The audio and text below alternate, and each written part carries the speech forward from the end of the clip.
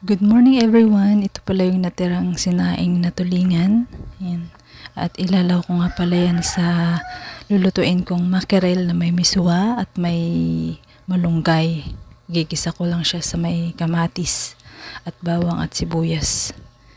Yun. So gulay ulit tayo ngayon.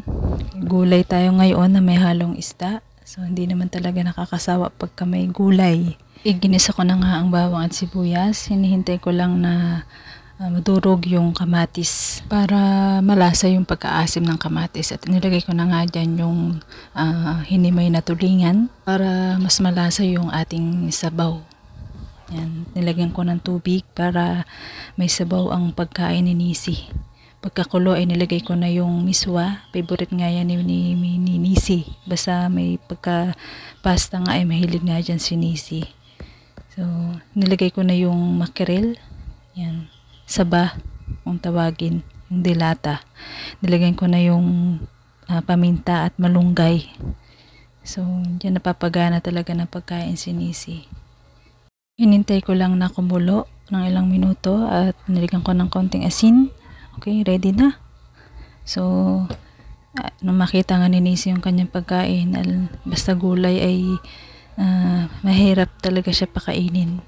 So, pinili niya talaga yung miswa dahil yun lang talaga ang gusto niya. Pero at least kahit pa paano, meron pa rin sabaw doon nung malunggay. Hiniwa ko nga dyan yung avocado na 2 piraso para ipakakain ko ulit kay Nisi. Siyempre, kakain din ng nanay.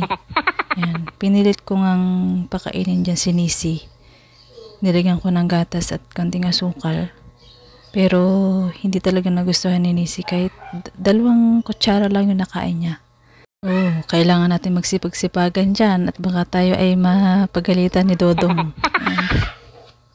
Ang mga oras nga niyan ay inayos ko, nilinisan ko yung higaan ni Billy dahil nga ay talagang nangangamoy nangangamoy tao na. Hindi na malaman kung tao nga ba. 1 week pa nga lang ay kailangan ko na talagang palitan ang higaan ni Billy ay talagang kakaiba na ang amoy. Kumukurdin na rin yung likod sa higaan at ang mukhang tao na rin. Sabi ko nga kay Billy, nako, napakapalad mo at ako ang napangasawa mo. Masipag na, mabait pa. Basta mabait. Mabait pagtulog at busog. Huwag lang talagang gagalitin. At iba ang magalit ang mga mangyan. Joke lang. Bilin nga ni Papa sa amin noon nung maliliit kami at hanggang sa naglakihan kami ay kahit daw simple lang yung bahay, kahit hindi daw sementado, ay basta daw malinis ang loob ng bahay at labas ng bahay ay maganda talaga sa paningin ng tao, maganda sa pakiramdam at masarap talaga sa pakiramdam na malinis ka talaga dapat sa bahay mo, sa loob at labas. Na-adapt ko nga kay Papa yung mahilig magpulot-pulot ng mga basura sa labas o sa loob ng bahay. Kapag nakakita ako ng mga paisa-isang mga nakakalat na balat ng candy, na mga sitsirya o kahit anumang mga plastic na kakalat sa labas, ay mahilig ako magpulot-pulot kahit nakakamay lang. Ganun si Papa. Yun, kahit si Mama napapansin niya yun na kahit sa kalsada, saan siya magpang-abot, pinupulot-pulot, mahilig siya magpulot-pulot ng basura. Kasi nga ay pangit naman talaga sa labas o sa paligid yung may mga basura ka. Hindi lang talaga maiwasan yung hindi mo mapapansin na may mga basura. Pero kailangan talaga na mapanatiling malinis ang loob at labas. Natapos yung aking mga tiklupin pero hindi pa tapos ang aking mga labahin. Marami pang nakasalang sa washing.